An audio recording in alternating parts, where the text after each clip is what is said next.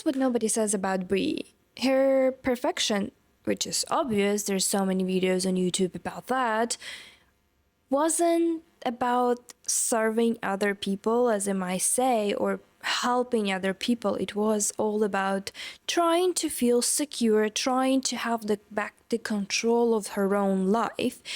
And today we start a little bit from scoring her on each of the categories, the ways that she scored herself, and then we'll flip it and check all of her growth in a way that happens in the world where perfection cracks. Let it load. Everybody's obsessed again with the perfect lawn, perfect greet, perfect content, trips, expensive gifts, or perfect relationship, or perfect story that we try to show to other people, which are not true. As you see, in 2026, the term trad wife is again popular, bringing us back to some tradition that was happening here, traditional life in 50s, 60s, where the woman was like the beacon of household worms and all of those things, and kind of like just as if number two, serving the husband, serving the family, and protecting the family and all of it. And I just want to explore a little bit more on Bree, that this whole thing was not even that much about serving others, it was more about the control. Technically, as we could see, especially from the first scene of Bree, where her all perfect house was a facade, it wasn't live, and it was more telling that she was like running a regime. She was very strong woman. She had such a willpower, and not a surprise that mostly none of her husbands could stay with her long. Some end up dead, some by her mistake or not, but and some just couldn't bear it all, because she is very intense. She has like so much energy, and she's the wall of something.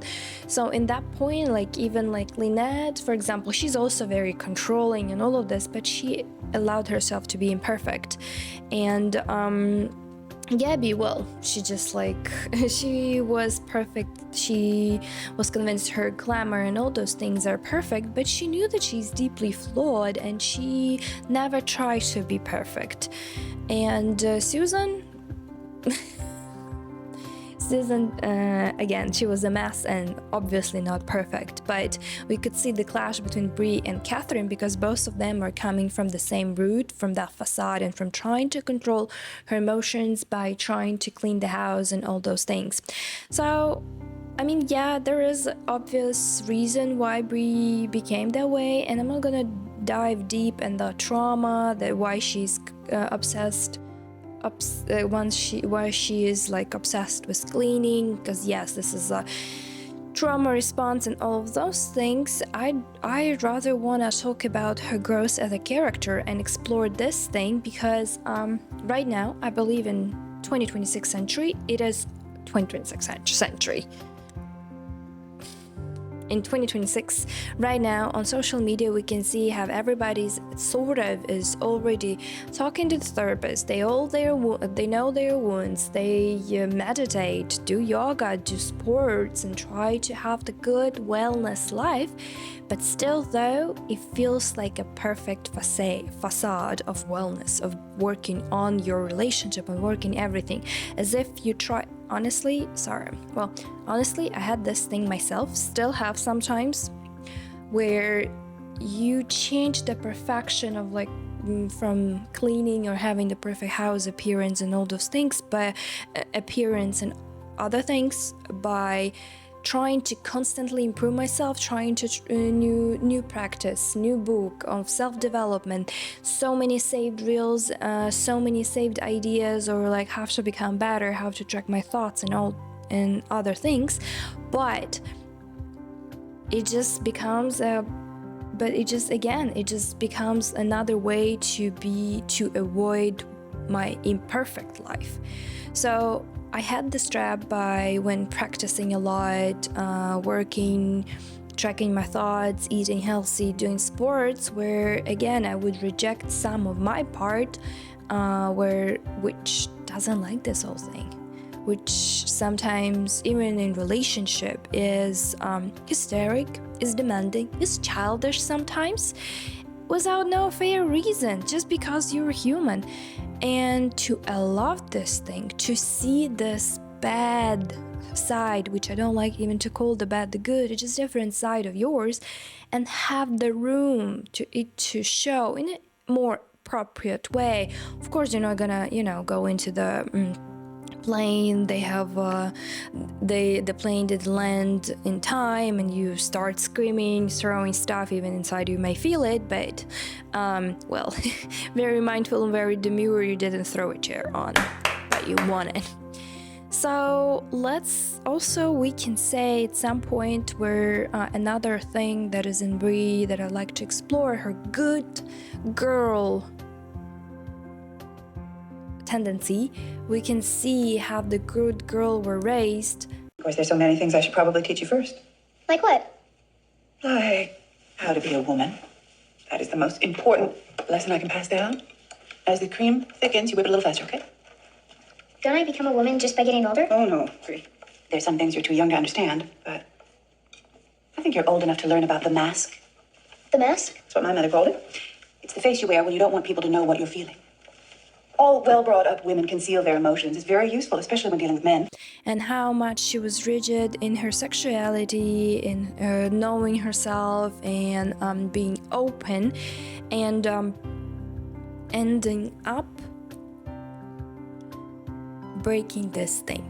So we have with her, and honestly those things very nice shown here, where we had her parts where she was a very good girl, perfect house, perfect lawn, and perfect appearance, and then the other it flips where she sleeps on the lawn, drunk, and her alcoholism story, very dirty kind of messy things, and then we know later her season where she had many lovers. So those are kind of like, how you can say, how those things coexist in one person. They do. Take a different route here is to explore her as image, well, even like as a symbol of something, a symbol of growth, where you first time of your year, first half of your life, you end up you listen to your parents and you live with your trauma. As we open up the season where her perfect image cracks. That's the first sign that something that you want to try to mend it up. And her scene where she holds the cup, it says like at T-Rex, I'd rather not buy a new cup, but I'd rather try to repair it, which the thought is healthy. But the main thing is, did she do it because from genuine connection, she wanted to understand Drax, she wanted to really become close again, or she just didn't want to have end up in the not perfect divorce and facing all those consequences? That's the question at the beginning. Season 1, Bree correcting place setting, obsessing over the dinner presentation while her marriage is visibly cracking. She doesn't clean because she likes clean. She cleans because the house is the one system on earth she can fully command. When you can't control your husband, your kids, or your own rage, you control the napkins. Kind of a coping mechanism. I've talked about that I want to do the categories, and I'll try to explain why I wanted to do that. Actually, the categories thing and the board scoring system, I scored Susan in my previous video about how much of a pick me girl she is, so that's why I decided to have a little bit interactive video while I explore my view. So her first one, for cleanliness, the house and keeping the house clean, of course we would put here 10 out of 10, so it's not a secret. Season 1, Episode 1, The Restaurant. Rex says he wants divorce. Bree's reaction is to manage the appearance of the moment. This is a reaction formation in one shot. The correct emotion is grief or fury even. The performed emotion is composure. Her marriage is ending and her first instinct is to make sure her husband gets salad. And you can say that was a stupid mistake that at the moment, because she was trying to hold her emotions, she put the peanuts there, and then Rex ends up kind of punishes him subconsciously, and he ends up in hospital. And then we know the tendency that she suppressed a lot of her anger, and then she end up punishing Rex subconsciously. And technically, I'm not gonna say that Rex died and this is her fault, but subconsciously, she had those signals in her sight. She wanted, but subconsciously she felt hurt, she felt mistreated, and she wanted to punish him somehow. Not, of course, not in that way. We know that, yeah, it looks that everything is clean, everything is in order, but we see slowly how everything becomes dirty and a mess. In her life, in her emotions, in her actions sometimes, her kind of like, then we see Bree in her clean era, then dirty era, then clean era, and in everything. So it's a nice, and at the end, her scene, I like this scene. Technically, we will talk about this. This is the scene where finally the old version of Bree dies. But before, she had many deaths. But we'll talk about this later. So I will dwell upon this in the part 2 of this video.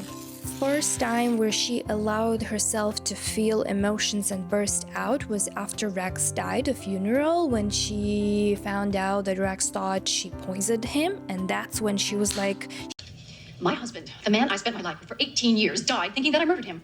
What? Yes, the cardiologist shared this moronic theory with Rex, and Rex believed him. Are you sure? Yes, because he left a note, and it said, and I quote, Bree, I understand, and I forgive you. I spent 18 years of my life with this man. How could he not know me? Well, maybe he was forgiving you for something else. I have done nothing to be forgiven for.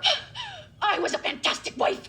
When he was sick, I nursed him. When we were low on money, I stayed within a budget. I cooked his meals, I mended his clothes. For the love of God, I used to check his back for acne. And that miserable son of a bitch has the nerve to understand and forgive me? Well, he jokes on him because I do not understand, and I do not forgive. she allowed her anger to go out, like, how dare you? How dared him to think, where she was like literally trying to do, trying to be the best wife possible, and he dared to think that she poisoned him. So that was very not pleasant for her, but she still was not aware of her inner demons. She thought she was the perfect wife, and that he completely mistreated her.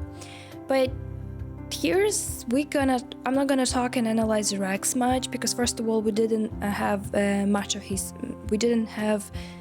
his point of view. The show was always on the side of Bree, but and we saw the good and the bad in Bree, so it gives us a more fair image. Really, it's hard to, when you have someone very controlling, who's very controlling emotions, appearances, everything there's in the house, like, it reduces the liveness inside, and you feel like you live with a perfect system, a robot. And of course, there is no real connection. The connection goes away. And at that point, I can understand Rex asking for divorce and trying to find it somewhere else. And why he actually gave it a shot at some point, because Bree started to show her side, the fighter, because she's very strong, and I think Rex loved her for being that strong too. And when she started to handle how she handled the whole thing with the son, with Andrew, how she tried to fight and even tried to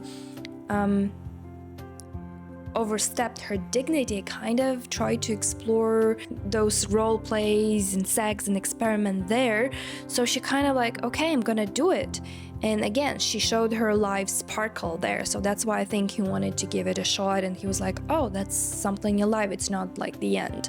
So also, another thing about Bree, that the one non-traditional thing she allows herself is a weapon. So what we have here, Bree can't raise her voice, so she raises a barrel. The gun is the only place her anger is allowed to exist before. If we tie it again to Threadwife frame, even at peak perfect housewives, she's armed. She's not a homemaker, she's a soldier guarding an image.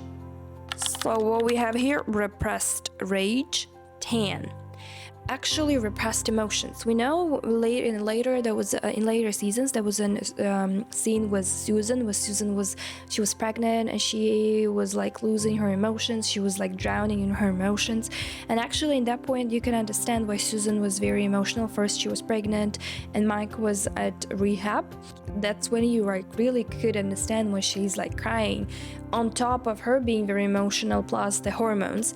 And Bree said like, well, And I'm just going across the street. There's no need to act like a silent movie heroine. I know. It just didn't you get that way when you were pregnant? No. Not even when you heard an acoustic guitar? No. Oh, I just can't control myself like that. Oh, sure you can. Whenever I feel my emotions getting the best of me, I simply picture an empty box. And I take whatever I'm feeling and put that in the box. And then I picture myself putting the box away in a big, empty closet and closing the door. Then, if I have time, I go back and open the box and deal with the emotion in private, like a lady. Thanks. So you don't think I act like a lady? Prove me wrong, sweetie. Prove me wrong. so we see here that it's actually a very good technique to imagine your emotions and put it like in a closet, in a box, and then at the moment do not attend that. But the most important thing in this practice, this is only half of it, right? To later, when you calm down or when you have a little bit of time, walk around, sit, open up that box and then dispose of what is not or what doesn't belong there.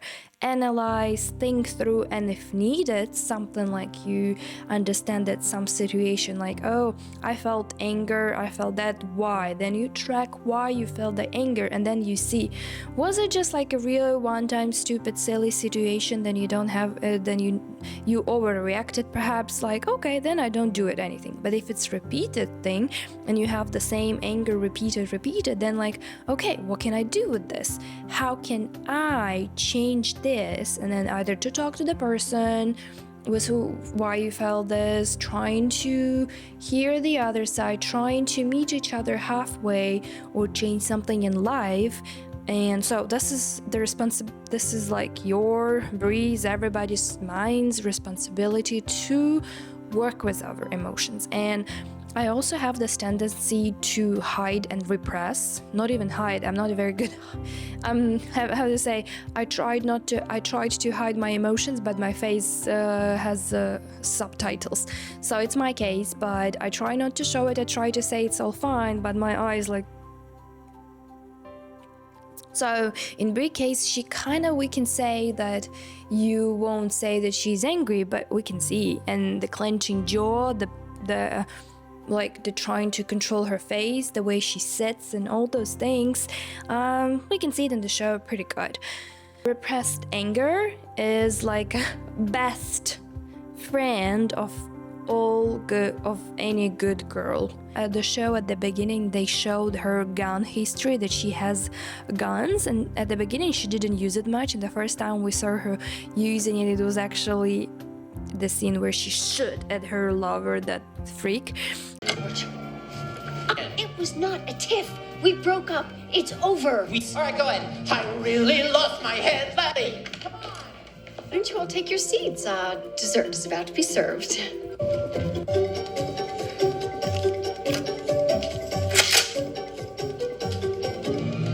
really lost my head last night. You got a right to... Bree knew how to take care of her guests. This is great way to show, let's say figuratively, to use the guns. It's like her gun and her love to guns is like a metaphor to her anger. She has it in the closet, she has it there, she suppresses it, she won't use it, but she can. And when she uses it, it's deadly. Repressed anger, it's literally loaded gun. And it's a matter of time when the gun will pew. So in order not to pew people, it's very good to go and clean the gun and put it on safe. I mean, again, let's talk about George the Pharmacist.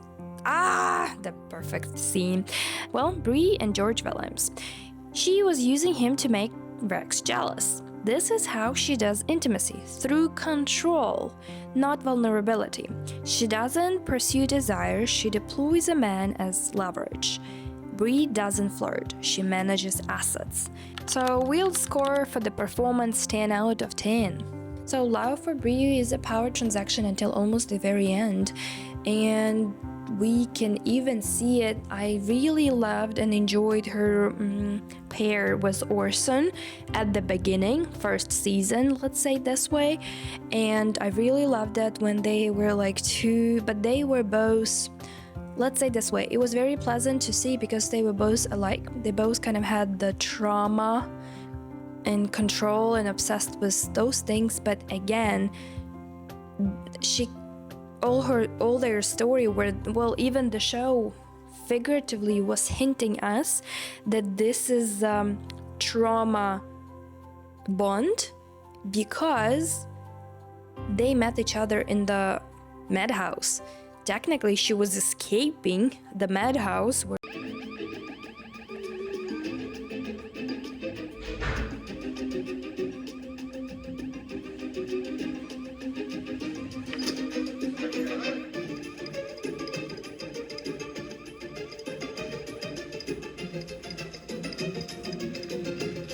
And he was visiting his mom, so the mad one. So technically, it was like a immediate projection. He fell in love with someone at the moment, reminding his woo mom, and where Bree was escaping, he felt like, oh man, that's the woman I love. I like, oh well, that's my woman. And at the beginning, we saw their. I really enjoyed it, and many enjoyed it as well. But then some people say that Orson went sour, and like Orson became. That it all ended badly, but in reality it's actually very realistic at some point scenario, because he was never sane, and she met him in her insane era. It's where she just had huge fights and problems with that season. She had huge fights with Andrew. She just left him on the street. She watched the pharmacist George pass away, her husband died, and all the alcoholic things. So she was at her low. She had those, and she couldn't save her daughter. Danielle rejected her and tried to escape with that man, and the only thing that kept her going is she just decided to save her daughter, at least alive. Literally, the danger woke her up. So Orson and her met each other in the madhouse. So technically, it was again the Facade, unfortunately. We will put for the homemaking 10 out of 10. And then we saw with her man, we can kind of explore her sides, how she opened up, and what was happening there, because she also had that freak inside her where she was with George for a little bit, and they could talk, they have a nice conversation. So she was, at some point, some part of her, Tiny, was attracted to him. Relationship, after analyzing some of it, I would say at the beginning, from the first episodes till the end, when Rex asked for the divorce, so the performance was 10 out of 10, but the truth, we see I want a divorce, then we realize, oh, the glass house breaks, so too. And that's only because she had that controlling freak inside as well. Not that big one, but well. Self-realization. At the beginning show, we can say that she had 10 out of 10. She's a traditional wife, trad wife.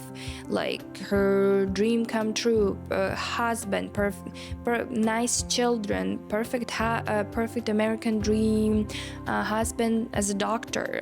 She's going to church, so like very nice. I mean, the only thing that was probably missing 2 dogs or something. So, but in reality, we know that the realization wasn't, I would say that her realization till the end of the show, where her true realization kicked in, and only because her old version died and she tried her in many roles. That's I like about her. So yeah, she was a traditional wife, trad wife, whatever. Then we realized then this is not her way, this is not her path. So, and she quit that, and she tried to build. Then when Orson was in jail, that's where she built her empire. And then we can say like, oh, when cooking becoming again, but she built her empire, which is good. She built when she was on the low and trying to, she was again in alcohol, she was again drinking, having drinking problems, and Catherine was her, started this business which grew up in 5 years, and then she's very successful. And we can say that, oh, that's where she was fully happy. But no, that's where she built the career again into perfect something. That's where she and Orson had problems. That's when she later had the affair, and that's where she again was not very good and honest woman, let's say this way, in a way treating Orson at some point and like perfect facade and imperfect little actions like dirty affair, trying to finish the whole business, trying to save her business without giving the money later to Orson. And she ended up giving technically protecting her son Andrew again, and giving all the business to the illegitimate child of Rex, where he threatened to her to reveal the secret of Bree, that Bree protected Andrew when he was from the car when he accidentally hit Juanita Solis, and then Juanita Solis died. So she protected him not in a right way, not in a polished way, right? That's done. It's Sam's company now. So you did it. You actually gave up a business you spent 8 years building. What other choice did I have? I can always start a new company. What I cannot do is send my son to jail. You sent me to jail. You insisted I turn myself in. You said it was the only way you'd take me back. That was a completely different situation. Really? I ran over Mike and told no one. Andrew ran over Carlos's mother and told no one. How is that different? Andrew was a child at the time. He's not anymore. Orson, please. I don't mean to upset you. I'm just curious why you're not demanding Andrew do the same thing as well. Fine, I was wrong. I never should have asked you to make that sacrifice. I don't want an apology. I respected you for demanding better of me. You showed me you had principles and ideals. You insisted I live up to your standards, and I loved you for it. What are you saying? From the moment you told me what Andrew had done and what Sam was threatening to do, I saw this as a test. And I hoped with all my heart that you would pass it, but you have failed miserably. Where are you going? My suitcase, I'm leaving. That's where we see that Orson and Bree were never a good couple, because Orson was in love with her one side, with her clean side. He never accepted, same for her, he never accepted her bad side. And she had that bad side. Oh well, she did. So she was never with him with problems. She was always with him with everything, the facade. Both of them, they're all about the facade. Everything is good. Everything is honky-dory. But when he faced problems, when he started to steal in order to at least somehow get attention from Bree, she tried to cover this up. She didn't want to genuinely understand what was happening inside him. And when he realized, finally he left her, because, and then we know the scene where she had to take care of Orson when he became, after the plane crash, he became handicapped. So, and she was taking care of him, and that was like a way to redeem her. She did that because that was the right thing to do, not because she genuinely wanted to make it work. And she felt very sorry for all this thing. And then finally Orson left her in that position, even when he realized that she made him to go to jail for his sins, although that was his decision to listen to her, so he shouldn't blame her for doing that and losing the job and all those things. That was his responsibility to be a grown-up man, to decide if you want to keep that woman, here's her conditions. If you like accepting them, don't blame her for those conditions, because that was freaking your that was freaking your choice to follow those conditions. But he realized he left her not because of those conditions. He actually agreed and went and served the time that he was supposed to in jail, and because he wanted to be with her, but he left her because he realized that she's not perfect. She's very dirty. She covered all this thing for Andrew, but not for him. It may seem like, oh, it's unfair, but mom will always love the son more than the man.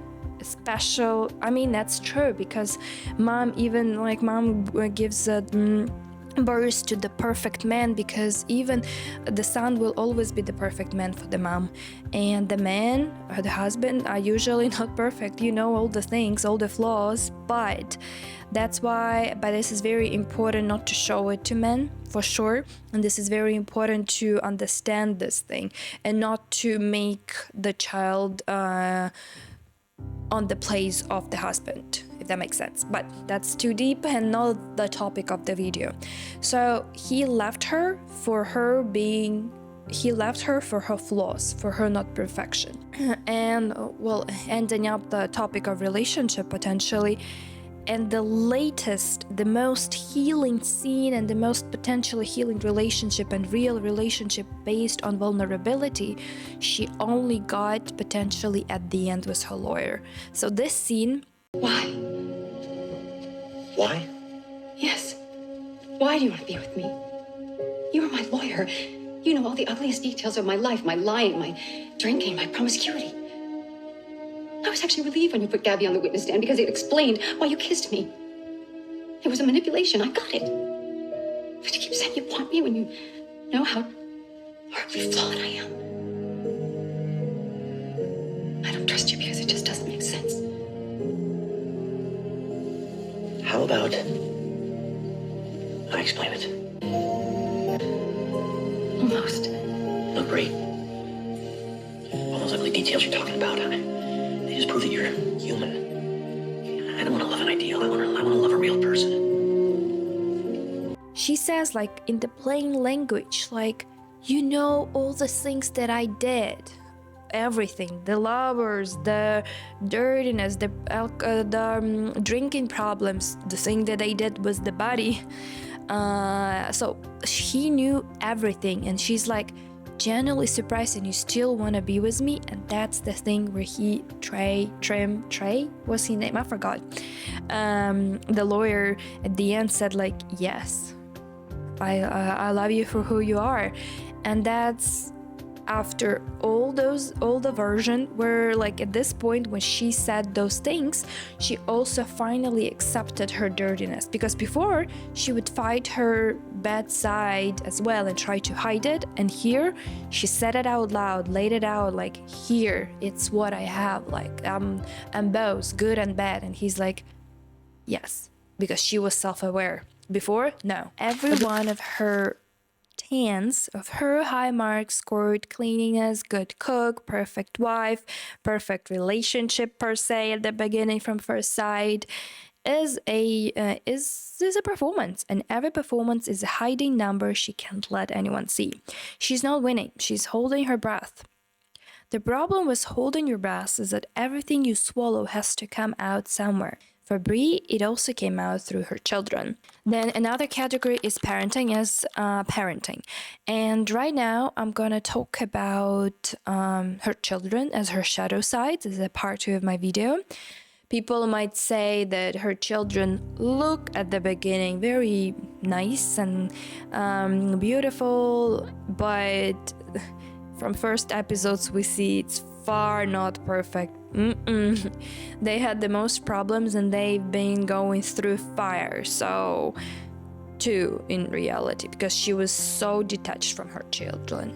Kind of like we can say that both of them are her suppressed emotions and suppressed sides. So I'd like to explore this a little bit, because we can see often it happens in our children. We can see something that's exaggerated or something shows us as suppressed, like it's not like potentially generational trauma per se, but sometimes the generational trauma works as a mirror, like in a different way. Andrew and Danielle aren't subplots. They are the two things Bree amputated from herself, and they grew back as people. Andrew equals her anger is a representation of her repressed rage and power. If you're new here, hi, I'm Antonina. I'm founder of the Glow Method. If you're interested to read about this more on my website, and I'm here doing some of the in-depth analysis and my thoughts on the topic and how can we use certain knowledges and patterns that we see on the fictional characters in our own life so we can all glow inside and out. Let's go on. All their fights, everything is all that he was like, I hate her. Those are the words, and that's his teenage face. Those are the words of the suppressed anger at its peak. That's where they couldn't cooperate. Later, when he grew up a little bit, she calmed down and matured a little bit as well, and she understood that she faced her imperfection for the first time. They could start talking and rebuild their relationship, and then from them I love the way they redeemed the relationship. With Danielle, a little bit different, but Danielle represents her repressed desire and messiness. So she really tried to prune her kids like roses, but watch out, roses you cut too hard grow back as thorns. Here's the shame versus guilt gold. Guilt, I did a bad thing. Shame, I'll be seen as bad. It's a difference. Bree has near zero of the first. She protects Andrew from jail, but not because she's protecting her son in reality. She's protecting the family photograph.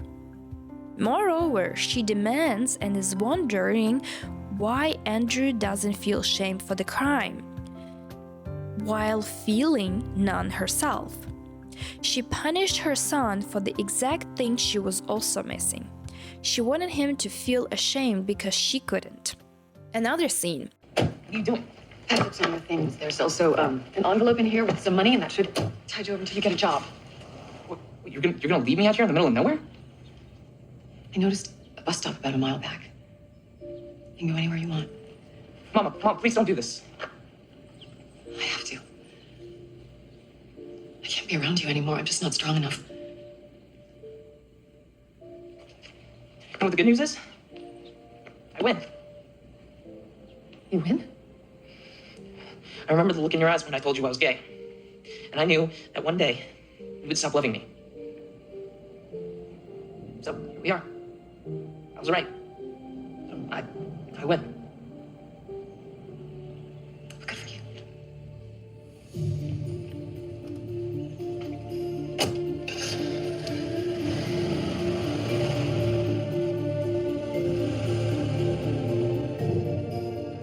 Right now, we see the peak of her rage, abandoning the son. She's physically dumping her own rage out of her life. You can't drive your anger to the edge of town and leave it there. It always finds its way home. Then we have the mirror. Years later, Andrew develops a drinking problem. Also the same self-medication she does. He didn't just inherit her vice, he inherited the things she was drinking to keep down. And he tried to rebel against her, trying to provoke her for that anger. So all of their relationship were about anger, and they kind of mended up, and I loved it about us. But they didn't work out that good with Danielle, because here's the scene where she just told her, like, if your own mother say that, well, you're stupid. Is that what you really think, Danielle? I should go to Mrs. Applewhite, be nice, and then she'll hand over all her secrets? Yeah. When I was young, my stepmother told me that I was very lucky. I possessed beauty, wit, cunning, and insight. These were weapons all women needed to survive in the world. So take good care of your looks, Danielle. You don't have any other weapons at your disposal. How can you expect later her to be normal? And she kind of gives the vibe of not very smart girl. But after being in that family, after your mother constantly says you that protect your beauty. So here we have pure projections. Bree polishes in her daughter the exact desire she won't admit in herself. She calls Danielle cheap for wanting what Bree spent 20 years pretending she didn't want. Bree later reveals she wanted that life too, the affairs, the appetite. Danielle wasn't the messy one, she was just the honest one. we can say that later we see that Bree was very sexually active. She found out what an orgasm is all very in her like 30, 40, somewhere there for the first time with Orson. And then we know where she explored her sexuality and all later with many men, kind of allowing this messiness to sink in, because that's what her daughter was knowing her at the beginning, but why she was that way, because her sexuality in Bree's at the beginning was so much suppressed that in her kids it was like over exaggerated, the anger and the openness of different parts. Then we have season 4. Bree fakes the pregnancy to hide Danielle's. She literally performs motherhood, straps on the bomb at the exact moment the reality of motherhood is collapsing. She faked a baby to protect her reputation. That's the whole character in one prop. The gap is now grotesque. So we know like funny moments with the knife and faking all those things, and he and Orson, again here we see another like he and Orson both faking it together, acting. They're in that fakeness and facade, they both don't grow. So that's why they never could actually work. They could exist at the beginning, but they would just base each other traumas. And that's it's very important, because you know that you cannot change your life just from the first realization. No, you'll make many mistakes later. It's important to keep going. So that's just a good example of that. It's like she needed years. Only first image cracks, we have all this latter image cracks, then anger goes out, many mistakes, then you again try to keep it all as you go up, you pretend everything is fine, you work it out, you find the husband, again perfect image, but again it's not what you need. Again falling down, again building the career, all right, I'm gonna be perfect here, again same mechanisms. It doesn't work out, you go back, you lose everything, trying to explore, trying to date a younger man, trying to be in dirt, literally in dirt, to fight and to be with something younger, wild, as we have with her painter in the house. And later she lets go of him, but I guess it was more of fear, but I'm not gonna talk about this too much. And then we know that she's left alone with all her mistakes and trying to, okay, she had all those, then she's with her relationship to the girls, like I have a perfect friendship, I'm gonna pour myself out to protect not even my secret, Gabby's. At the end, she ends up punished for it. She ends up alone in the motel, and Renee, which is not her best friend from the company, saves her. That's where she hits rock bottom. That's, I believe, for me, this scene is the scene of rebirth. Like her a little figurative speech, her old version finally dies. After it, she again ends up very messy, drinking, sleeping with many men. She finally tells off the friends that they are bad, that they mistreated her. So kind of we can say revenge, rebel, but she's aware of it. And then later she comes down and accepts it all. Perfect growth journey. That kind of happens like this. Hopefully without taking the blame is the ultimate wife sacrifice. Fall on the sword for the family.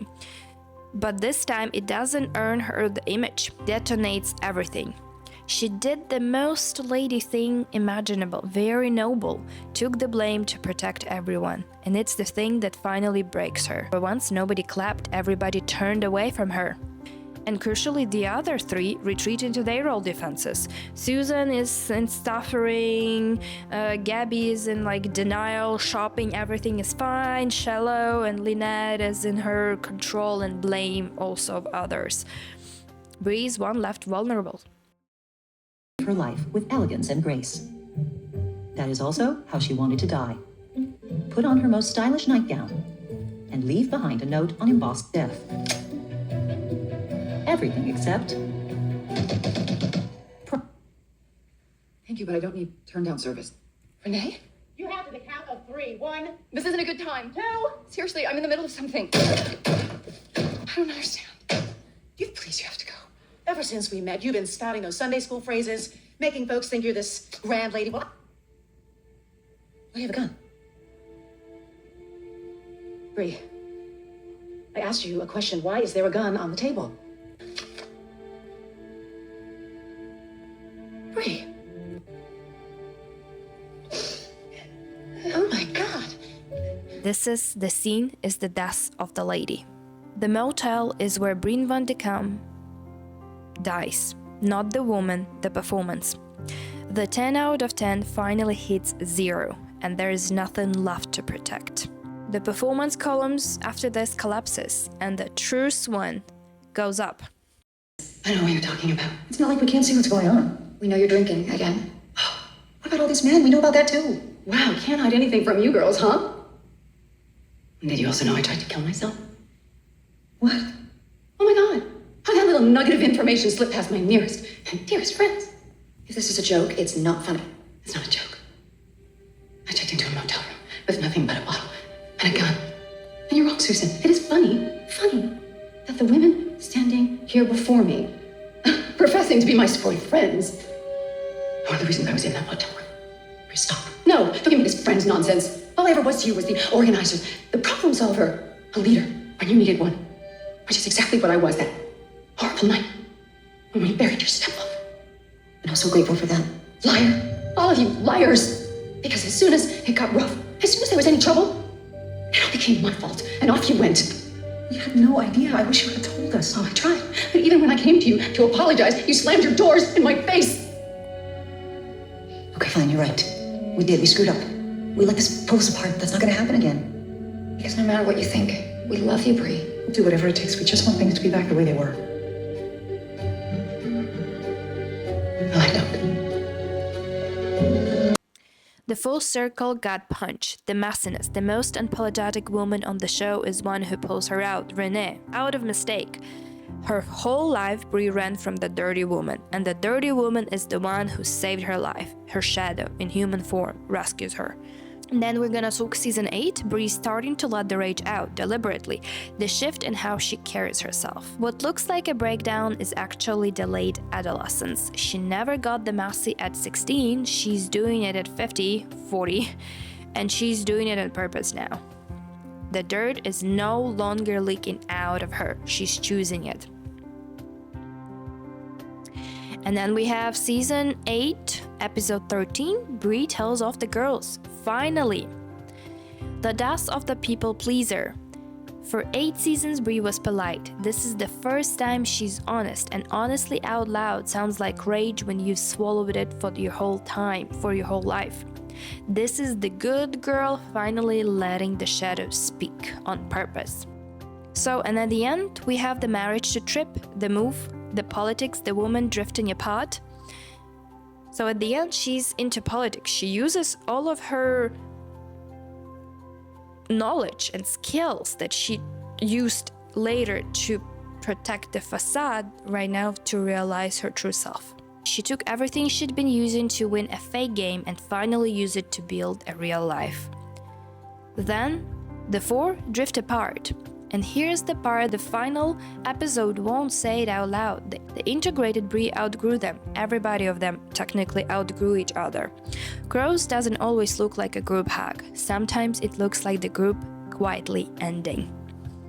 So let's sum up the final things.